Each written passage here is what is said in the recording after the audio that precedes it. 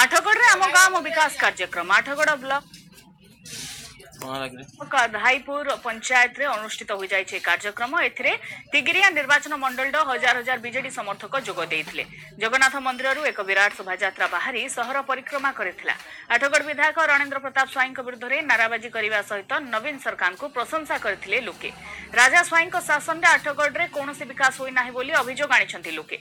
एथि सहित चलित निर्वाचन रे राजा को टिकेट दिया गले आठगढ़ रे परिस्थिति भयंकर हेबो बोली लोके चेतावनी भी दैछंती।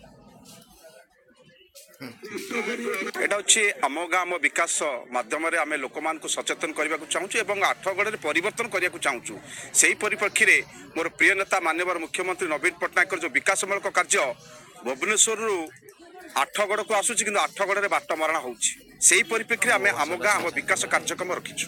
जो आठगढ़ ब्लॉक रे आम 80-90% बीजेडी लोक जदि राजा स्वाई की हटाइबे ता परिवर्ते नुआ कैंडिडेट देबे ताले बीजेडी ही बंची रहइबो नचो नहीं समस्ते आउ राजा स्वाई की यदि पुनर्बार बीजेडी दिया जाए ताले बीजेडी दुर्ग ध्वंस हो जिवो। ए समावेश होची नवीन पट्टनायक सपक्ष रे एवं वर्तमान राजनीति जो प्रकार चालू विधायक करूचंती उन्नयनमूलक कार्य न होई आठगढ़ तिगिरिया रे ता विरोध करिके आमे तार ए प्रतिवाद जणाउछु।